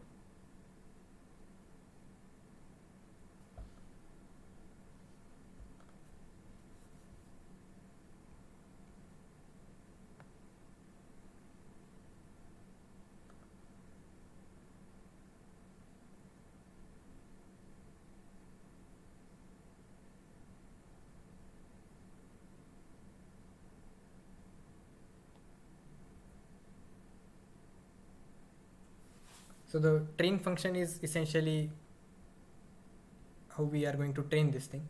So we will start with some initial weight vector, weight matrix, which will be randomly initialized. Let's say, so the weight matrix was actually it was 5 cross 3.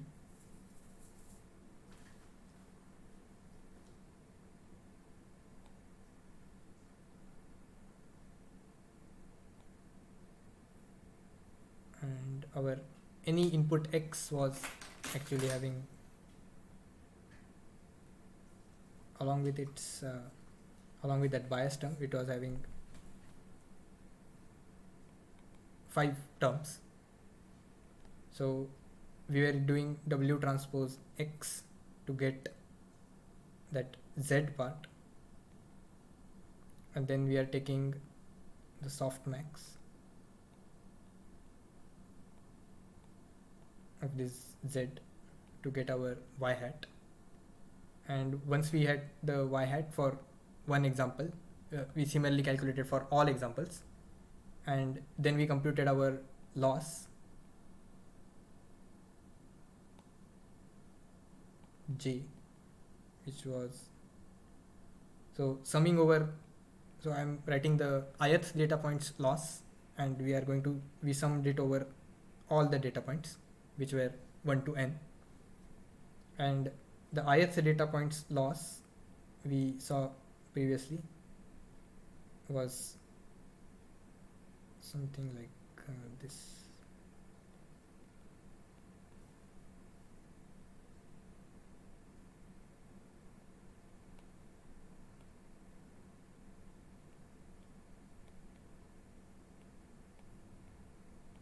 Okay, so now in this thing, at the start we saw this diagram.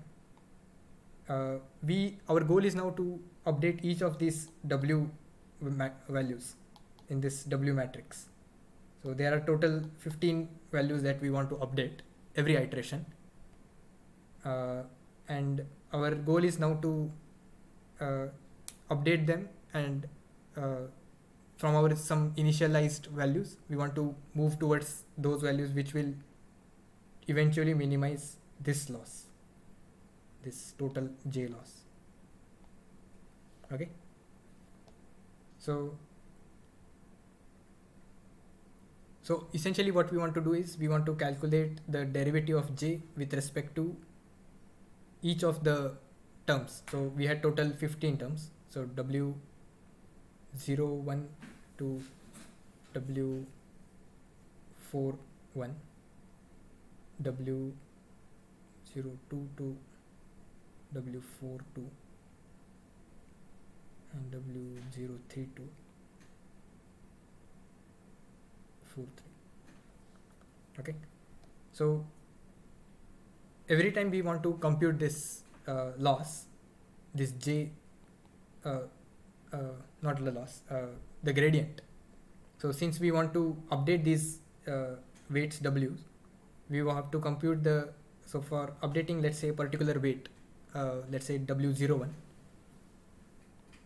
we would use something like alpha times del J by del W01.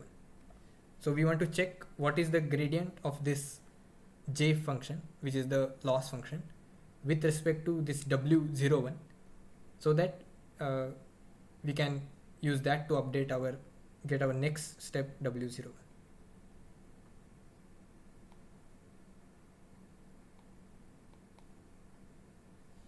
Okay, so this dj by dw0, let's say w01, to calculate that we essentially use the chain rule. So we first we see that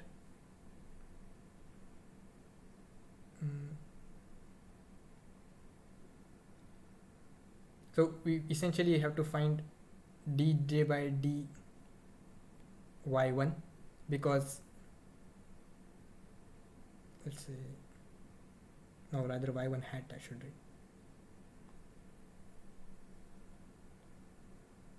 Okay, so maybe I will draw that diagram again here, this diagram.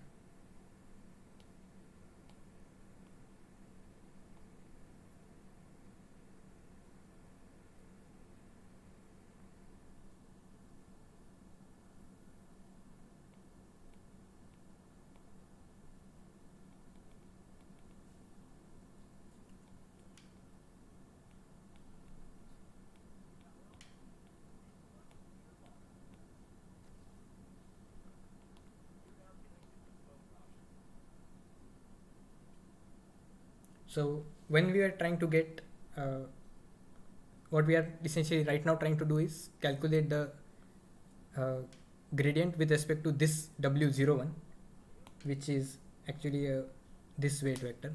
Okay, so to do that we first have to calculate the gradient with respect to y1, and then we have to take the derivative of this y1 hat with respect to z, which was so y1 hat was obtained after taking softmax of z, but it was for z1. Note that it's not just y1. Okay, I'll come to that later maybe. For now, this in subscript for z I'm keeping open, and finally we'll have dz by dw01. Okay, so we are essentially writing the chain rule here. I hope this is, it's not very clearly visible, but maybe I'll write it again.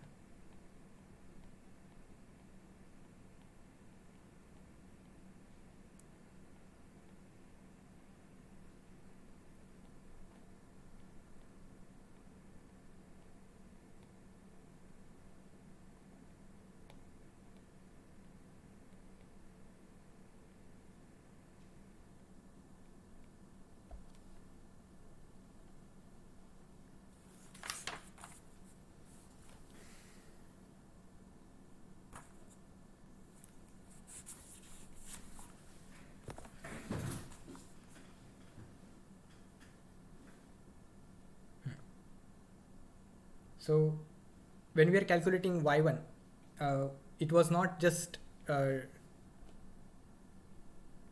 y1 was not just, y1 hat was not just a function of z1 alone. It was because of this softmax. It was also a function of z2 and z3, because y1 hat was e power z1 upon e power z2 e power z3 plus e power z1. Okay, so when we are looking at a particular data point, it not only updates so this so when we are doing this later part of the chain rule, it is not just z something, it is also going to maybe I should write this properly.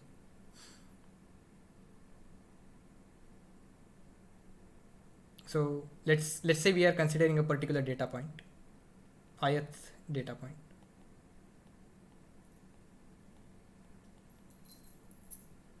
And this data point has a y vector something like 1 0 0. Okay, so when we computed del j by del y1 hat, so j, when we did, we will ultimately end up getting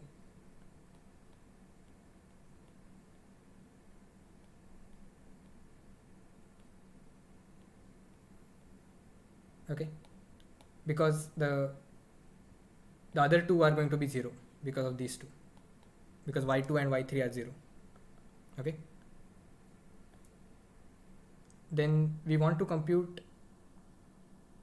del y1 hat by del something, and then that something by del some w.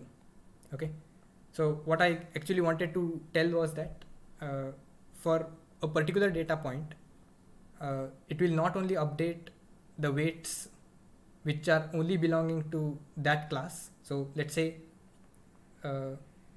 this particular data point that we are looking at, it has the solution 100. It will not only update just this the first set of weights, it will also update other weights.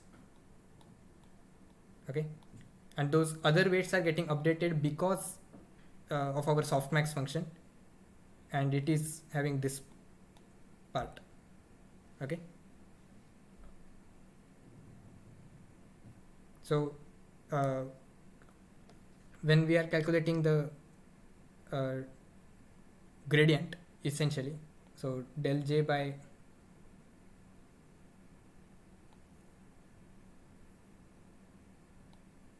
del w, so this w is now having, let's say, all your possible weight values, and we don't know which one of them will get affected by this particular data point.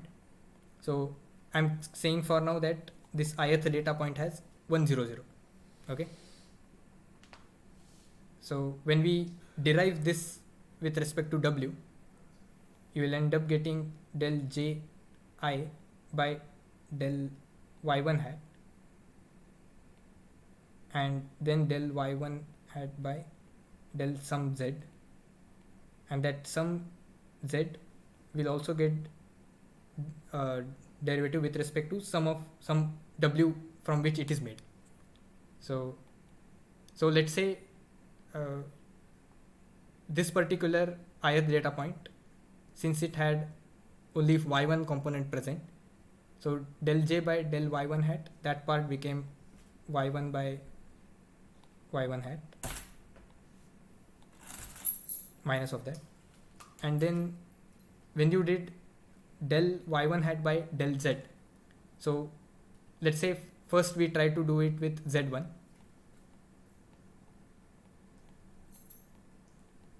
So if you recall, our y1 hat was actually e power z1 upon the summation of e power z i's. So this summation I am writing, maybe I will write it with a different color.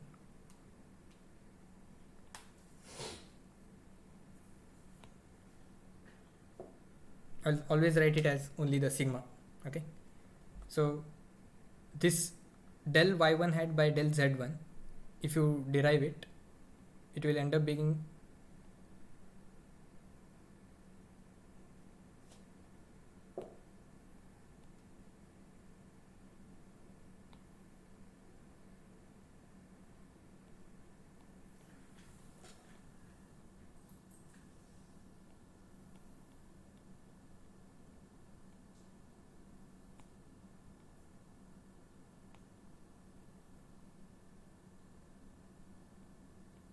so I'm essentially using the division rule basically. So I'm trying to derive del y1 by del z1. So the summation part, whatever it is, that into e power z1. So derivative of e power z1 with respect to z1 is just e power z1 again, and then that e power z1 into derivative of the summation part with respect to z1, and the only term in that summation part which is depending on z1. So the summation part was actually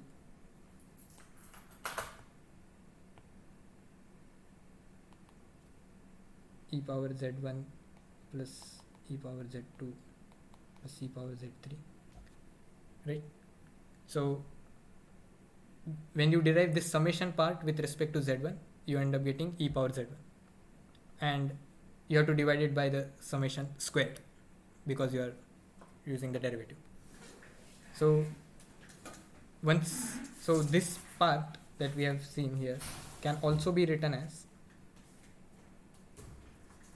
so if I take the summation part out, e power z1 out in both of the terms, which is common, I will get summation by summation minus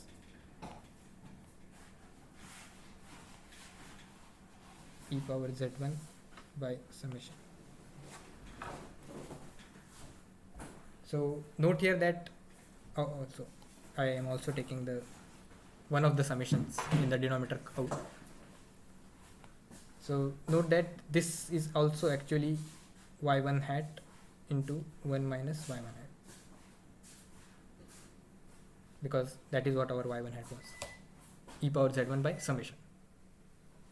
Okay, so we have written the second term, and then if you wanted to write del z1 by del any of the ones that it is made of, so z1 is the entry over here, and it is made of all the terms which have this w of these terms. So all of these weights are definitely getting updated when the value of z1 changes. Okay, so this will be something comma 1.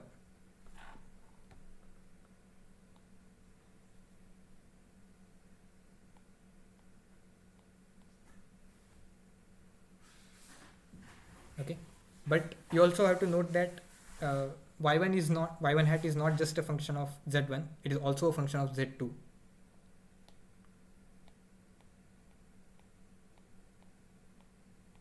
Because y1 hat was having this summation part, and here z2 was also coming. Okay, so then we can write this has summation into e power z1 minus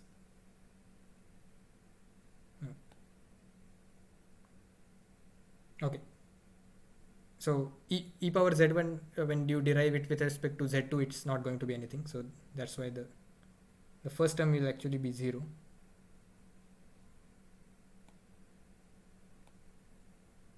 and then e power z1, if you e power z1 into the summations derivative with respect to z2, that will be e power z2 only, and that is divided by the summation square. And this thing here can actually be written as y1 hat, so e power z1 by sigma, that part I am writing as y1 hat, and e power z2 by other sigma I am writing as y2 hat, and the minus sign is still there. Okay,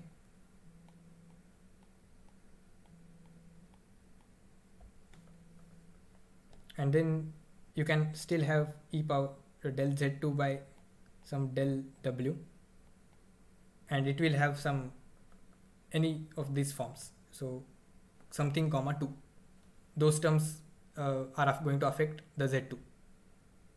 Okay, so maybe to sum this all up,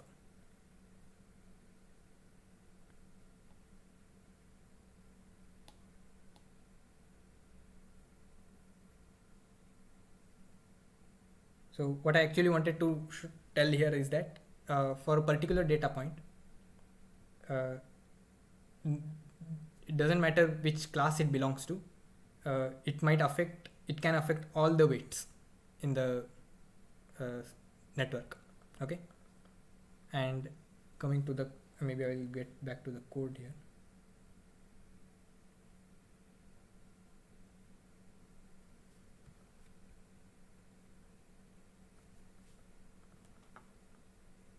So that is exactly what we are doing in the code here.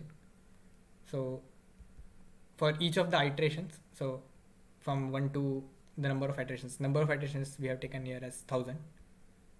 So for each iteration I'm going to first set up this del j by del wk, which is actually a matrix of all the weights. So this is all the 15 terms put into a matrix, and for each of the data points then I'm going to compute how it affects each of these gradients.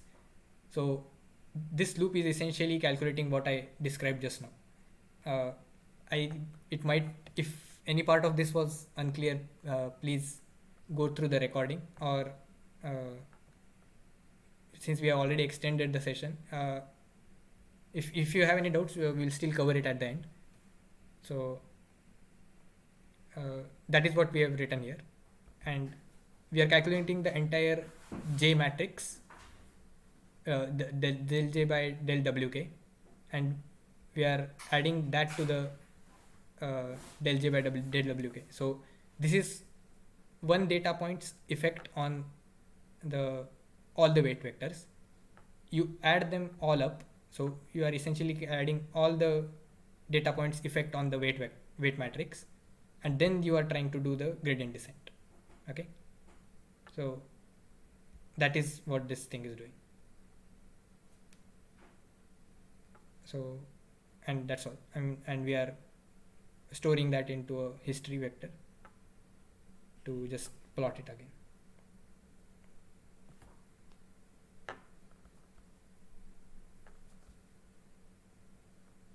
We are not able to see your code.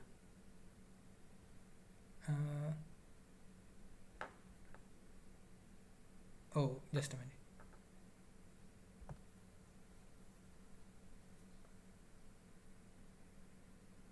Okay. I will go through that last part again.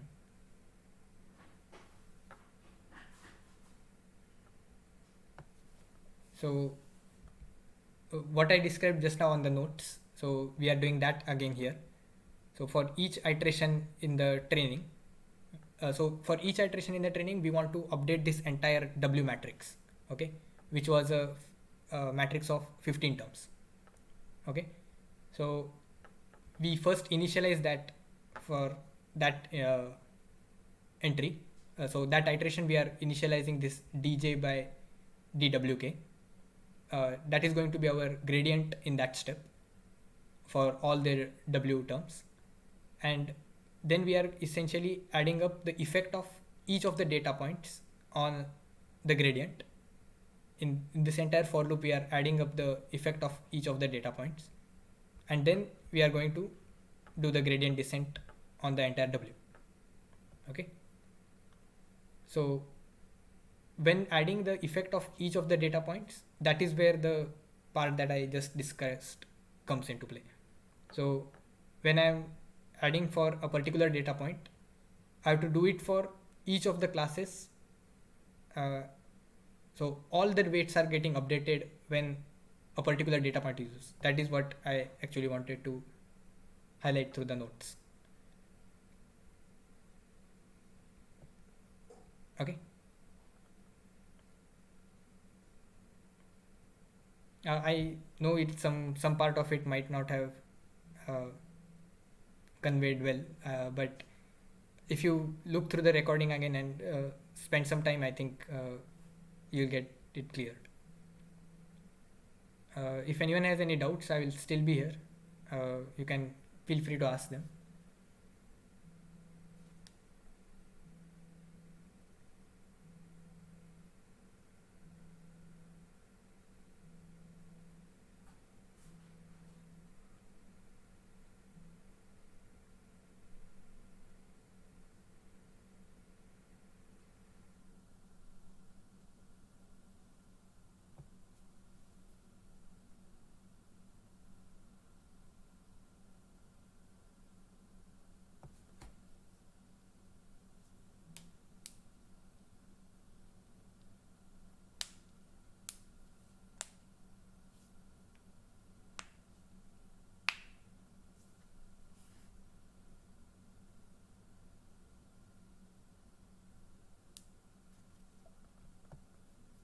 So if nobody has any doubts, we can conclude the session. Okay. Chalo. Sure.